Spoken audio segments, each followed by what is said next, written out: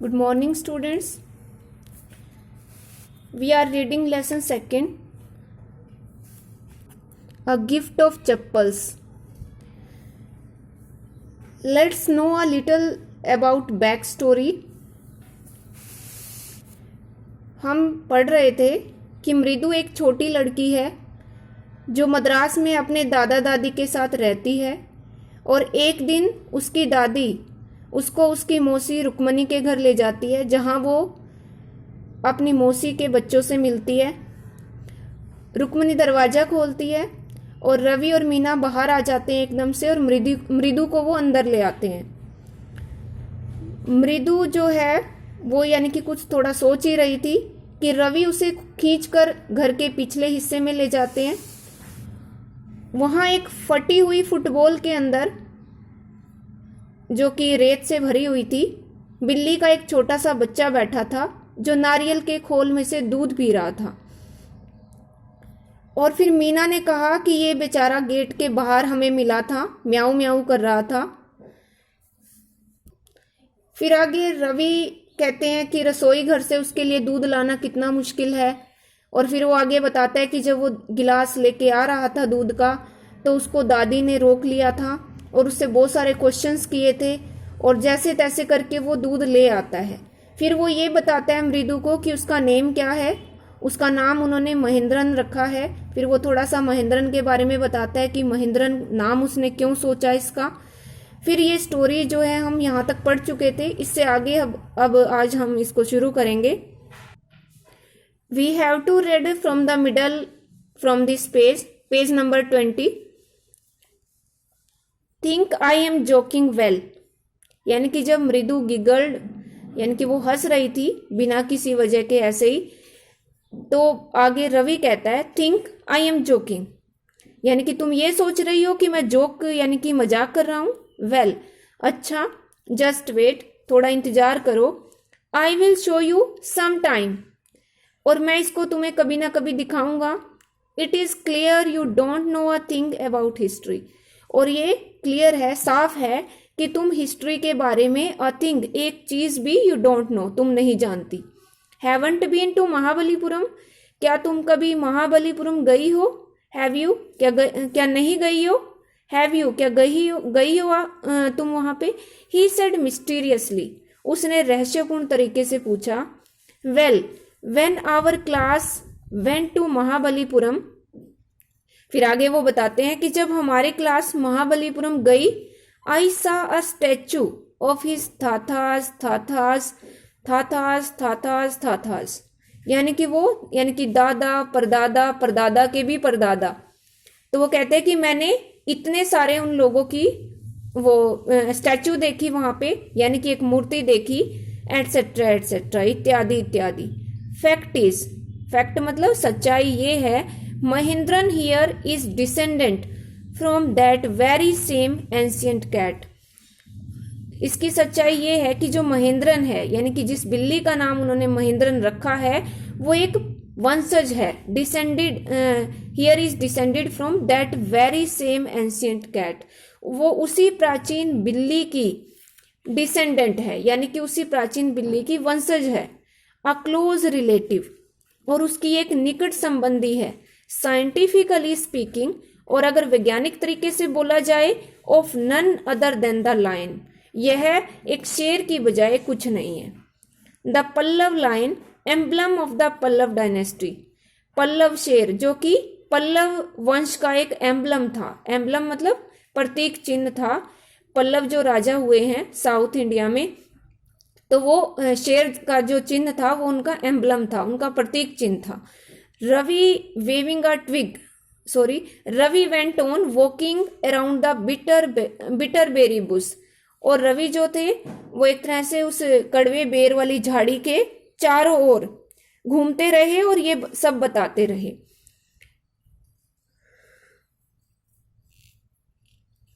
Waving a twig up and down, और एक जो टहनी थी उन्होंने हाथ में पकड़ी हुई थी, उसको ऊपर और नीचे करते रहे। हिज आईज स्पार्कलिंग, और उसकी आंखें, रवि की आंखें स्पार्कलिंग मीन्स चमक रही थी। This cat is a descendant of none other than the Mahabalipuram Rishi cat, और फिर आगे वो और भी ऐड कर रहा है इस स्टोरी में कि ये जो कैट है, ये जो बिल्ली है, वो महाबलीपुरम की ऋषि बिल्ली की वंशज के अलावा कुछ नहीं है। यानी कि वो महाबलीपुरम की जो ऋषि बिल्ली है वहीं की ये उसी की एक वंशज है। And if I may just remind you, और अगर मैं तुम्हें सिर्फ याद दिलाऊं, they worshipped cats in ancient Egypt, कि प्राचीन जो इजिप्ट है, Egypt is a country in Africa continent. Egypt जो है वो अफ्रीकी महाद्वीप में एक कंट्री है। तो प्राचीन इजिप्ट में बिल्ली की वर्शिप की जाती थी, यानी कि उसको पूजा जाता था। How he loved the sound of his own voice, वह अपनी खुद की आवाज को कितना पसंद करता है। मीना एंड मृदु एक्सचेंज्ड लुक्स, यानी कि उन्होंने एक दूसरे की तरफ देखा, मीना और मृदु ने, और ये आपस में ही बात की कि वो अपनी आवाज को कितना पसंद करता है खुद। What does that have to do with anything, Mridu demanded, और मृदु ने फिर पूछा कि उसको किसी और चीज से क्या लेना देना। I am telling you this cat is descended from the Egyptian cat dog. फिर आगे रवि दोबारा से फिर बोलता है कि मैं तुम्हें ये बता रहा हूं, I am telling you this cat is descended from the Egyptian cat dog, कि ये जो कैट है, जो महेंद्रन उनकी कैट है, वो इजिप्ट की जो देव बिल्ली है उसकी वंशज है। नो गोडेस बेस्टेट, और फिर कहता है कि नहीं, देवी बेस्टेट की, या दैट्स इट, हाँ यही है। यानी कि वो स्टोरी बना रहा है आगे से आगे। इसलिए well one of the descendants of that cat goddess was a stowaway in one of the Pallava ships. और फिर आगे कहता है कि अच्छा, जो कैट गोडेस है एक तरह से ये मतलब पल्लव राजाओं के शिप में छुप कर यात्रा करती थी। स्टो अवे मतलब किसी जहाज में छुप के यात्रा करना। तो पल्लव राजाओं के जहाज में जो बिल्ली छुप के यात्रा करती थी, ये उसकी वंशज है। आगे एक और स्टोरी उसने ऐड कर दी। And his descendant was the Mahabalipuram Rishi cat, और फिर आगे इसकी वंशज कौन है, महाबलीपुरम की ऋषि कैट इसकी वंशज है। हुज डिसेंडेंट इज, और उसी ऋषि कैट की आगे ये बिल्ली वंशज है। यानी कि वो आगे से आगे स्टोरी बना रहा है। तो सबसे पहले वो फर्स्ट नंबर पे ले रहा है इजिप्ट की गोडेस जो कैट है उसको। उसके बाद गोडेस कैट की वंशज कौन हुई, जो पल्लव के वो बिल्ली जो पल्लव के शिप्स में आती थी छुपके, और फिर उसकी वंशज हुई महाबलीपुरम की ऋषि कैट, और इसी ऋषि कैट की जो वंशज है वो ये महेंद्रन बिल्ली है जो उनके पास है। यानी कि इस तरीके से उसने स्टोरी बना दी। Ravi flourished his twig at Mahendran, Ravi ने अपनी टहनी महेंद्रन की तरफ फैला दी, यानी कि उस बिल्ली के बच्चे की तरफ कर दी। MP पुनई हियर, और फिर वो कहता है कि हाँ ये यहाँ पे MP पुनई है। वो पीक, फिर वो एक साउंड निकालता है। ही श्रिक्ड, वह चिल्लाया, वेरी प्लीज्ड विद हिमसेल्फ, और ये स्टोरी कहकर वो बहुत अपने आप में ही खुश हो रहा है। महेंद्रन लुक्ड अप अलार्म्ड मतलब चौकन्नी होकर महेंद्रन ने ऊपर देखा। He had just been sharpening his claws on the edge of the coconut shell.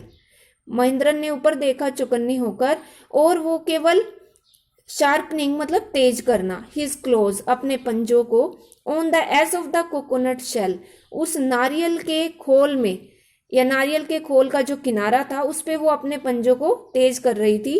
But worse than Ravi's awful whoop was a creak from the window. और फिर आगे मतलब जो एक तरह से रवि की भयानक आवाज थी, वुपीक की आवाज, वो बड़ी ओफुल मतलब डरावनी, भयानक।